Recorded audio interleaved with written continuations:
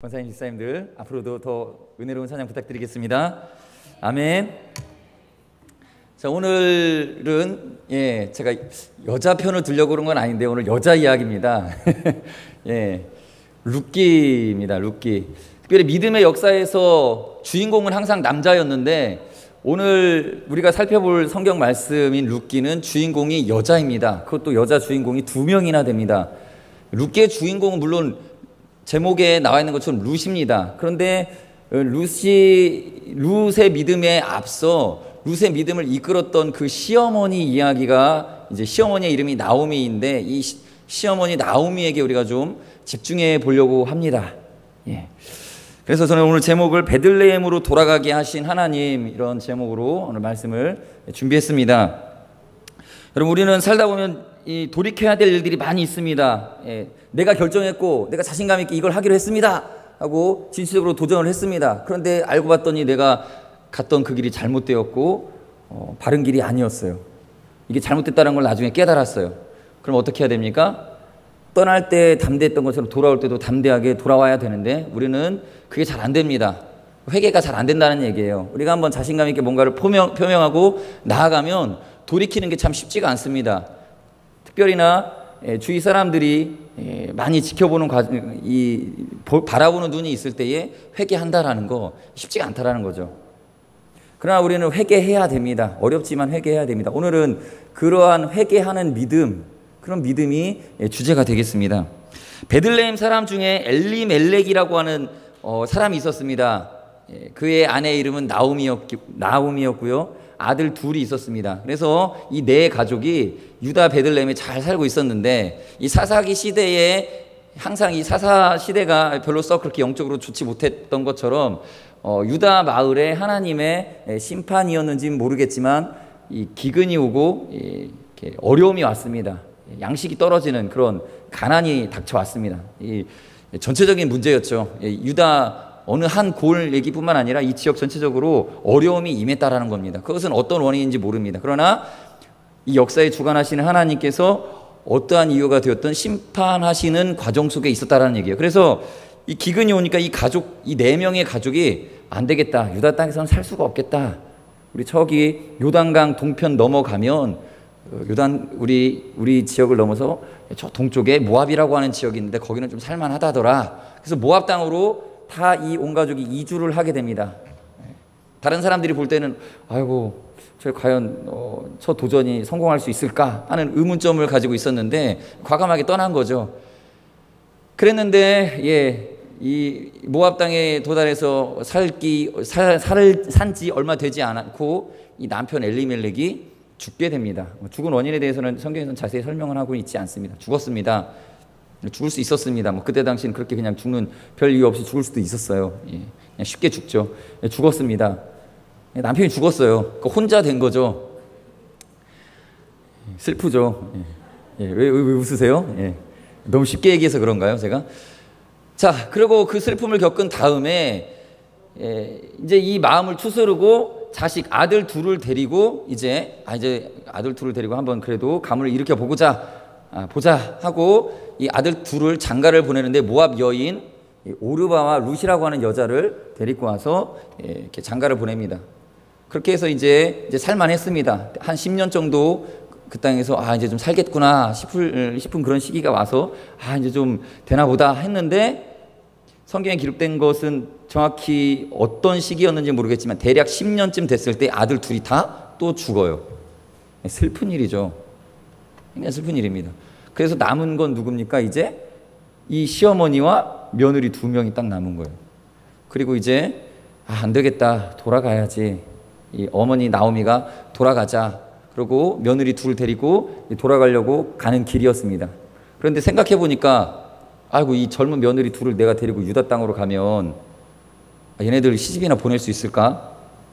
나랑 같이 청산 과부로 늙어 죽어야 될 텐데 불쌍한 거예요. 그래서 모압 여인 이 2 며느리에게 너희들은 네 집으로 돌아가라.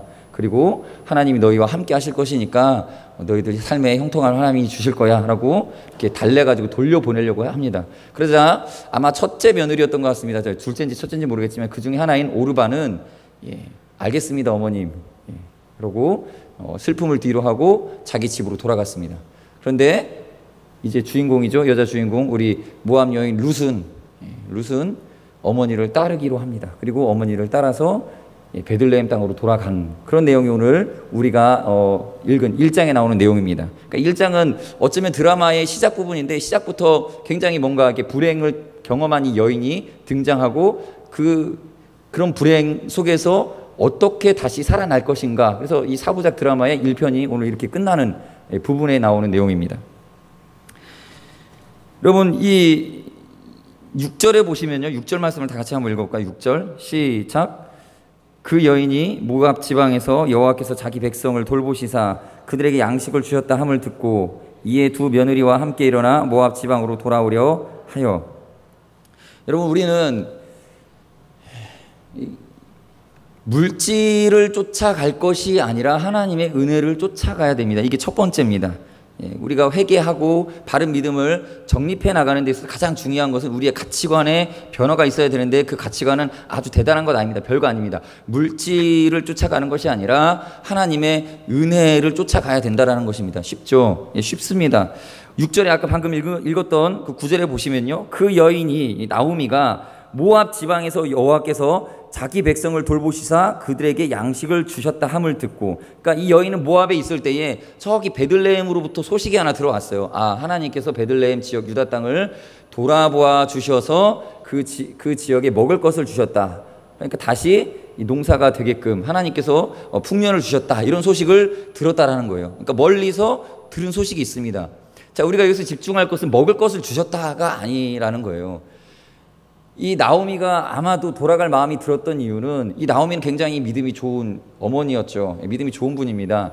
무슨 소식을 듣습니까? 그냥 양식이 생겼다라고 받아들인 것이 아니라 그 소문 속에 담겨있는 의미, 하나님께서 베들레헴을 돌아보셨다라는 거예요. 그 지역을 돌아보셨다. 은혜를 주셨다라는 거예요. 그래서 은혜를 주셨기 때문에 2차적으로 그 다음에 따라오는 게 뭡니까? 먹을 양식도 주셨다라는 겁니다. 그러니까 은혜를 강조하고 있죠. 은혜를 쫓아가라라는 거예요. 여러분, 우리는 양식을 쫓아가는 게 아닙니다. 나오미는 아마도 양식을 쫓아서 모압 땅으로 갔습니다. 그러나 그곳에 하나님의 은혜가 있을 것을 쫓아서 간 것은 아니었던 거죠. 하나님의 은혜가 어디 있습니까? 베들레헴에 있어야 됩니다. 유다 땅에 있어야 되고 그 민족에게 있어야 됩니다. 만약에 그 땅에 은혜가 없다면 하나님의 은혜를 다른 곳에서 구할 수는 없는 것이에요.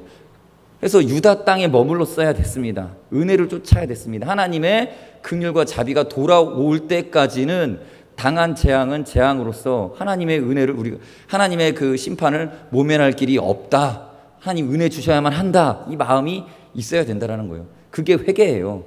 은혜가 있어야 됩니다. 하나님 은혜가 끊어졌다. 그럼 아이고 하나님 은혜 안 주시면 다른 데 가서 얼마든지 얻을 수 있는 다른 방법이 있겠지. 이게 아니라 하나님이 내게 은혜를 끊으셨다. 그럼 어떻게 해야 됩니까?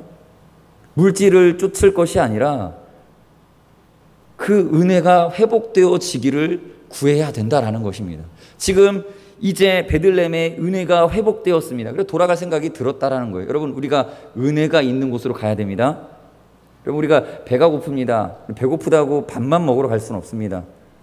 은혜 받으러 가셔야 됩니다. 성도는 물질이 아니라 은혜가 있는 곳으로 가는 것입니다. 예수님이 계신 곳에는 은혜가 있었습니다. 그런데 은혜가 있는 곳에 떡도 하나님께서 허락해 주셨죠. 하나님의 은혜가 있어야 떡도 참 떡이 되는 것입니다. 여러분, 우리는 많은 순간 표면적인 것들, 표면적으로는 돈이 필요하죠. 표면적으로는 표면적 건강이 필요합니다. 표면적 명예가 필요하고 표면적 권력 같은 게 내게 필요할 것 같습니다. 그러나 그런 표면적인 것을 가는 것은 우리가 추구할 바가 아니라는 겁니다. 하나님의 사랑이 있고 하나님의 보살핌이 있기에 그곳에 건강도 있고 돈도 있고 명예도 있다. 이게 돼야 된다는 것입니다.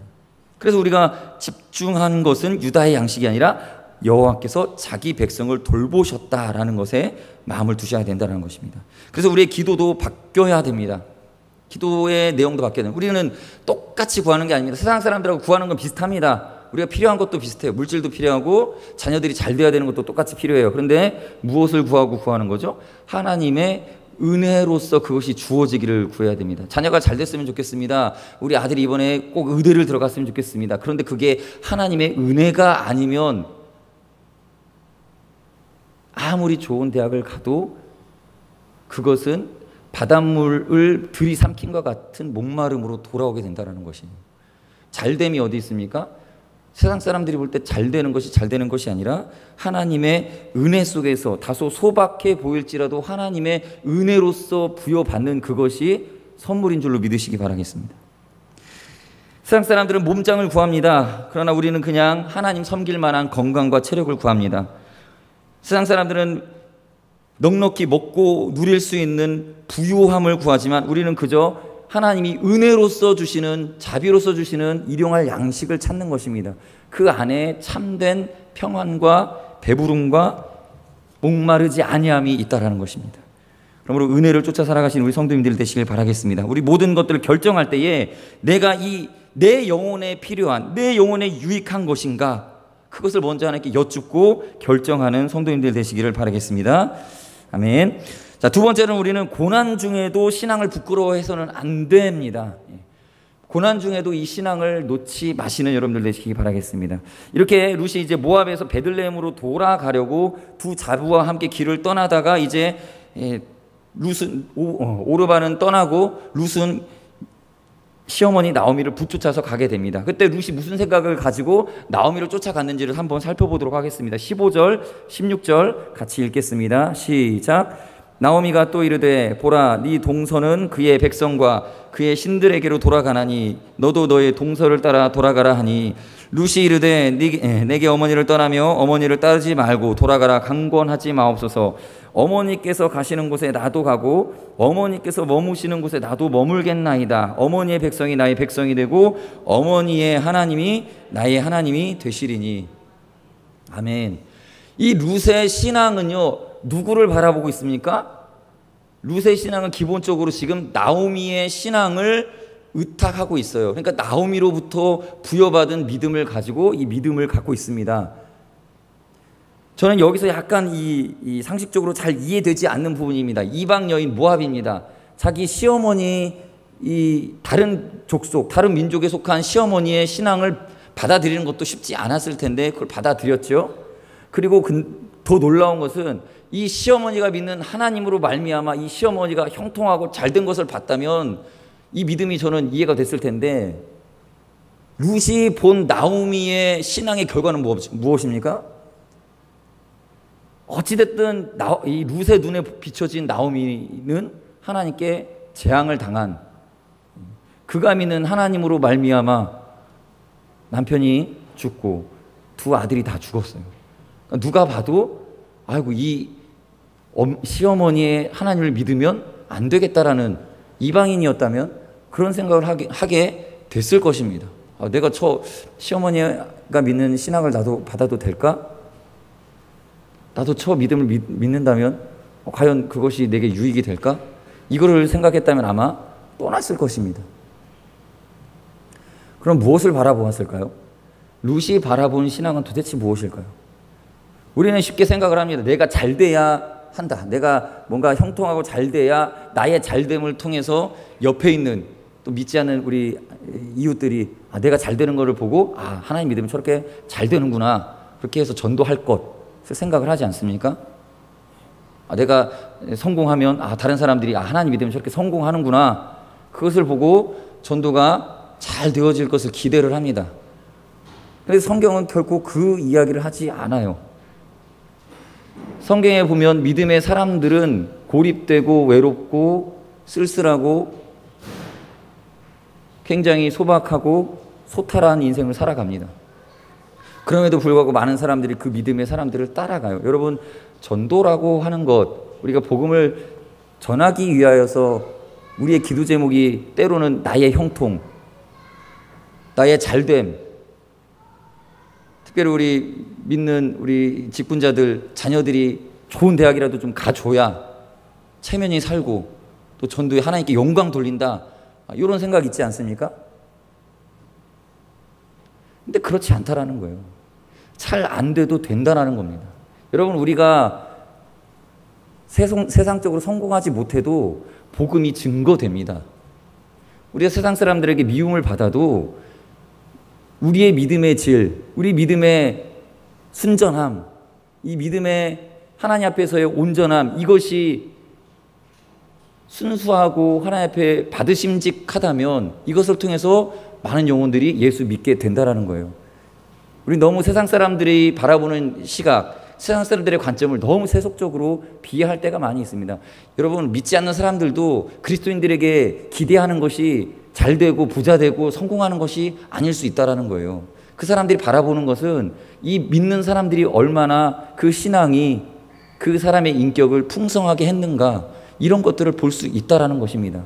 여러분, 나오미에게는 물론 잘됨의 결과는 없었지만, 그렇다고 과정이 뭔가 멋지고 이런 것들도 없었지만, 이 나오미로부터 나오는 그 신앙 인격, 이것이 며느리 룻에게 엄청난 선한 영향력을 끼쳤다라는 거예요.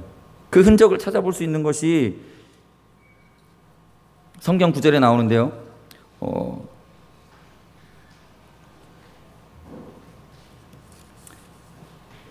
룻기 1장 8절 9절입니다. 8절 9절 다 같이 읽겠습니다. 8절부터 9절까지입니다. 시작. 나오미가 두 며느리에게 이르되 너희는 각기 너희 어머니의 집으로 돌아가라. 너희가 죽은 자들과 나를 선대한 것 같이 여호와께서 너희를 선대하기를 원하며 여호와께서 너희에게 허락하사 각기 남편의 집에서 위로를 받게 하시기를 원하노라 하고 그들에게 입맞춤에 그들이 소리를 높여 울며.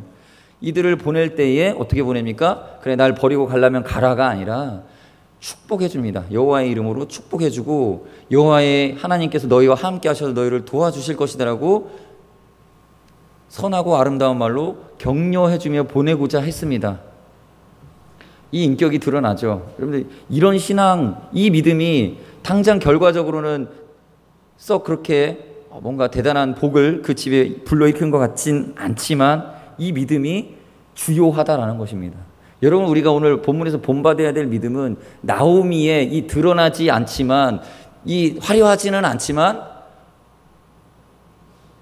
뭔가 화이팅 넘치고 뭔가 결단력 있고 뭔가 대단한 것 같아 보이지는 않은 이 신앙, 이 믿음, 고난 중에서 이 괴로움 중에서 이 괴로움을 극복한 믿음, 이 믿음을 우리가 봐야 된다는 것입니다.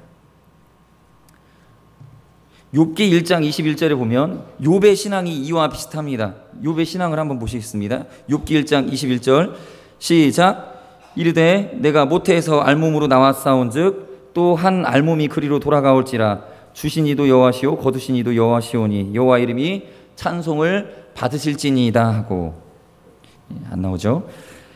욥은 고난을 당할 때에도 하나님께서 주셨고 하나님께서 거두어 가셨기 때문에 하나님 영광 받기에 합당합니다. 하나님 찬양 받으시기에 합당하신 분이다라고 고백합니다. 여러분, 잘 되었기 때문에 하나님 영광 받으신 겁니까? 아닙니다. 하나님이 언제 영광 받으시죠? 여러분, 하나님이 언제 영광을 받으시고 기뻐하십니까? 하나님의 영광은 우리가 잘 되었고 사람들 앞에서 금메달 따가지고 박수 받을 때 하나님 영광 돌려지는 것이 아니라 이 고난 중에서라도 언제입니까? 우리의 입술에서 하나님께 찬양될 때 영광 받으시는 거예요. 아니, 언제든지입니다. 우리의 입술에서 찬양이 나올 때, 사람의 입에서 하나님을 향한 감사와 찬양이 나올 때 영광 받으십니다. 대단한 사람이 아니라 정말 별것 아닌 사람이 세속적인 관점에서 봤을 때에 뛰어난 사람이 아닐지라도 그 입술에서 찬양이 나올 때에 하나님 영광 받으신다는 것입니다. 우리의 상황과 전혀 상관없습니다. 여러분, 하나님께 영광 돌리고 싶으십니까? 어떻게 하면 됩니까? 지금 찬양하면 됩니다.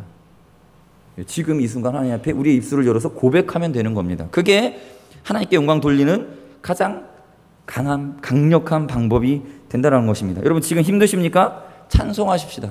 우리 지금 시험 당하셨습니까? 믿음을 고백하십시오. 내가 찬송 드릴 것입니다. 내가 결국은 승리하게 될 것입니다. 라고 믿음으로 고백하십시오. 이것이 이 순간이 하나님께 영광 돌리는 순간이 된다는 것입니다. 세 번째로 이 신자의 영광, 이제 신자에게도 영광이 있습니다. 신자의 영광은 어디서 옵니까? 회개에서 시작이 됩니다. 신자의 영광은 회개로부터 시작이 됩니다. 여러분, 이제 마지막으로 나오는 이제 나오미의 믿음을 우리가 좀 살펴보도록 하겠습니다. 그 믿음이 어떤 믿음인지 우리가 좀 묵상하면서 같이 나눠봤으면 좋겠습니다. 1장 19절입니다. 룻기 1장 19절. 성경 있으신 분들은 찾아서 같이 19절 읽겠습니다. 시작. 이에 그 두 사람이 베들레헴까지 갔더라. 베들레헴에 이를 때에 온 성읍이 그들로 말미암아 떠들며 이르기를 이가 나오미냐 하는지라. 자, 이제 나오미가 돌아왔어요. 베들레헴으로 돌아왔습니다. 떠날 때는 굉장히 이 귀부인의 모양으로 떠났더니 돌아올 때에는 아무것도 없이 며느리 한 명, 아들들은 다 죽고 며느리 한 명 데리고 돌아왔어요. 그러니까 저 사람 나오미 맞냐라고 수군거림이 있었습니다. 자, 여러분들 같으면 어떠겠습니까? 어떤 기분이셨겠습니까? 그때 하나님 찬양할 수 있겠습니까? 아니면 하나님 원망하시겠습니까? 나타낼 수도 없겠죠. 찬양하는 것 자체가 말이 안 되는 얘기고요. 20절, 21절 같이 읽어보겠습니다. 20절, 21절 시작. 나오미가 그들에게 이르되 나를 나오미라 부르지 말고 나를 마라라 부르라. 이는 전능자가 나를 심히 괴롭게 하셨음이니라. 내가 풍족하게 나갔더니 여호와께서 내게 비어 돌아오게 하셨느니라. 여호와께서 나를 징벌하셨고 전능자가 나를 괴롭게 하셨거늘 나를 나오미라 부르느냐. 이 고백에는 하나님이 나를 치셨다. 이 원망으로 들리십니까, 여러분? 이거는 믿음입니다. 신앙입니다. 하나님 살아계시다라는 거예요. 하나님이 나를 치신 것, 내가 인정한다라는 것입니다. 그럼 내가 무언가 잘못했다면 회개할 것이다라는 그 마음이 깔려 있는 거예요. 하나님이 나를 치셨다. 난 그것을 인정한다. 받아들인다라는 거예요. 21절에 보면 내가 풍족하게 나갔더니 여호와께서 내게 비어 돌아오게 하셨느니라. 그렇다고 해서 지금 여호와 하나님께 대해 원망하는 게 아닙니다. 나를 징벌하셨고 전능자가 나를 괴롭게 하셨거늘. 자, 나를 괴롭게 하셨는데 너희가 어찌 나를 나오미라 부르느냐. 나오미의 뜻이 무엇입니까? 히브리어로 기쁨이란 뜻입니다. 우리 청년들 중에도 이름이 기쁨인 청년이 있는데요. 이름이 기쁨이에요. 그런데 돌아와 있는데 지금 기쁨이 아닌 거예요. 그런데 그 이름을 자꾸 기쁨, 즐거움, 희락 이렇게 자꾸 부르니까 더 부끄럽고 수치스러워진 거예요. 그리고 민망한 겁니다. 자신의 믿음이 괴로운 겁니다. 그 괴로움을 갖고 있다라는 거예요. 그리고 괴롭다. 나 지금 괴롭다. 너희들이 나를 나음이라고 부를 때에 내 마음이 괴롭다라는 거예요. 그래서 나를 그냥 마라, 괴로움입니다. 마라라 불러달라. 괴로움이라고 불러달라. 내 이름 괴로움이야. 나는 이름이 앞으로 괴로움이니까 나를 괴로움이라고 불러줘. 거기에 무엇이 담겨 있습니까? 나는 괴로운 자가 되었으니 나를 위로해 주렴, 이런 뜻입니다. 나를 위로해 달라라는 거예요. 그리고 그렇게 이름을 부를 때마다 자신의 이름을 그렇게 불러주는 사람들에게서 위로받기를 원한다라는 겁니다. 여러분, 누군가의 이름을 괴로움이라고 부를 때에 미안한 마음이 있지 않습니까? 반면에 괴로움 당한 사람을 어이 기쁨 할 때 이거는 약 올리는 의미가 있지 않겠습니까? 근데 괴로움이라고 불러주면서 조금 이 마음에 위로받기를 원했다라는 거예요. 여러분, 괴롭습니까? 슬프십니까? 위로받으시기 바랍니다. 위로가 되었으면 좋겠습니다. 그렇게 하나님 앞에서 우리의 처지와 형편을 인정할 때에 신기하게도 하나님의 위로가 시작이 됩니다. 여러분, 우리에게는 이런 믿음, 끈질기게 하나님 믿는 믿음, 나오미의 믿음을 보시면 처음부터 끝까지 하나도 변하지 않아요. 저는 나오미의 이 말에서, 언어에서 은혜를 받습니다.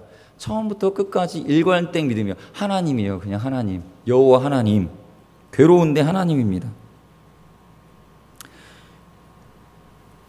22절, 이제 나오미와 룻의 이 절절한 상황을 변화시키기 위한 이제 보아스라고 하는 사람이 등장하기 직전에 이러한 예견된 어떤 그 다음 화에 대한 예견을 남겨두고 1장 22절에서 마무리되어집니다. 22절 다 같이 읽겠습니다. 시작. 나오미가 모압 지방에서 그의 며느리 모압 여인 룻과 함께 돌아왔는데 그들이 보리 추수 시작할 때에 베들레헴에 이르렀더라. 아멘. 이제 보리 추수 시작할 때에 어디입니까? 여러분들 다 아시는 그 남자 보아스의 베들레헴의 그 이삭 줍는 이야기가 이제 시작될 것을 1장까지 담고 끝이 납니다. 여러분, 이것이 바로 이렇게 여기까지 이끌어 온 것이 뭡니까?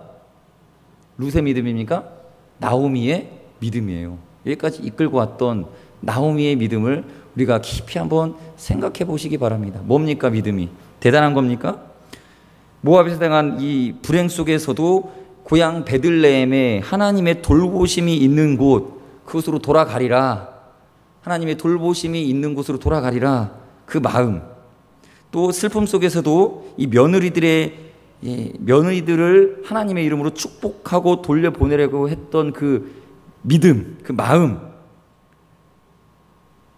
사람들이 나오미냐 기쁨이냐라고 물을 때에 하나님이 나를 치셨으니 나를 나오미라 하지 말고 말하라 해달라고 부탁하면서 하나님의 긍휼과 자비를 기대하는 그 마음, 하나님의 주권 속에서 당한 이 심판을 고스란히 하나님 앞으로 다시금 갖고 와서 은혜와 자비가 자신의 삶에 끼쳐지기를 바라는 그것이 믿음이라는 것입니다. 큰 믿음입니다.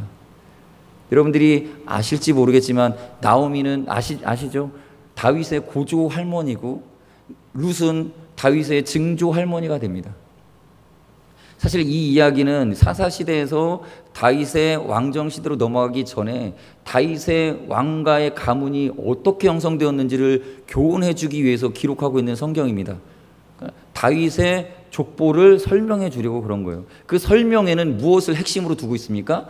두 할머니의 이야기를 담고 있다는 거예요. 두 할머니의 이 아주 작은, 화려하지 않은, 그러나 하나님 앞에서, 하나님의 은혜와 자비 앞에서 엎드려져서 뭔가 수치를 다 감당하면서 그 회개에 이르기까지 이끌고 나가시는 하나님의 섭리와 그것을 따라갔던 룻과 또 나오미의 믿음, 이것을 보여줍니다. 이것으로 인해 다윗 왕가가 세워지고 영원히 그 규가 떠나지 아니하는 예수 그리스도가 오시기까지, 그리고 재림하셔서 이 땅의 왕으로 다스리시기까지 그 약속받았던 가문의 뿌리를 보여준다라는 것입니다. 그 믿음, 그게 바로 이 믿음이라는 겁니다. 여러분, 이 믿음입니다. 이 믿음이 소중한 것입니다. 회개하는 믿음입니다. 돌이키는 믿음이에요. 내가 잘못되었을 때에 돌이키려고 하면 우리의 마음에서 어떤 것들이 우리를 가로막습니까? 우리 안에 있는 자존심과 또 사람들로부터 비난받는 것에 대한 두려움과 또 이 회복이 과연 이루어질지 아닐지에 대한, 과연 하나님이 내게 은혜를 베푸실지 않으실지에 대한 그러한 염려들, 이 모든 것 가운데서 하나님의 사랑과 긍휼을 믿는 믿음이다라는 거예요. 이 믿음, 보잘것없는 이 믿음 우리가 소유하시기를 바라겠습니다. 그 믿음으로 우리는 매일매일 이 믿음을 하나님 앞에 보여야 됩니다. 어떤 믿음입니까? 매일매일 회개하는 믿음입니다.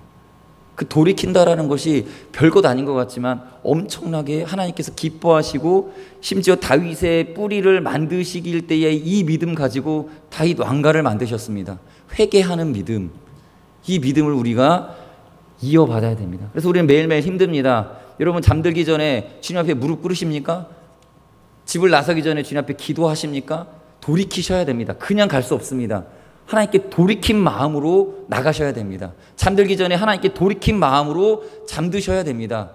그것 안에 하나님의 축복이 숨겨져 있습니다. 드러나지 않습니다. 화려하지 않습니다. 그러나 우리의 잘못된 것들, 회개할 것들을 하나님 앞에서 정산하고 돌이키는 믿음, 이것을 성경이 강조하고 있다는 것을 여러분들이 확신 가운데서 믿고 그러한 기도의 생활로, 회개의 생활로 승리하시는 성도님들이 되시기를 바라겠습니다. 정리하겠습니다. 물질이 아닌 은혜를 우리를 쫓아서 달려가야 됩니다. 우리 고난 중에서도 신앙을 부끄러워하지 말아야 됩니다. 우리가 고난 중에 있을지라도 그 우리의 믿음을 통하여서 얼마든지 복음이 증거되고 하나님의 영광이 드려질 수 있습니다. 그리고 신자의 영광은 회개에서 시작이 됩니다. 회개하는 믿음, 이게 가장 큰 믿음입니다. 이 믿음으로 하나님 앞에 나아갔으면 좋겠습니다. 이 시간 같이 기도하실 때에 하나님, 은혜가 내 삶의 중심이 되게 하시고 고난 중에서도 믿음을 붙잡게 하시고 죄된 생활에서 돌이킬 수 있는 그러한 믿음을 허락하여 주시옵소서. 이러한 기도로 같이 기도하시겠습니다. 하나님 아버지, 감사합니다. 하나님의 사랑이 때로는 우리 가운데 재앙 가운데에 또 우리의 하나님께 진노받음 가운데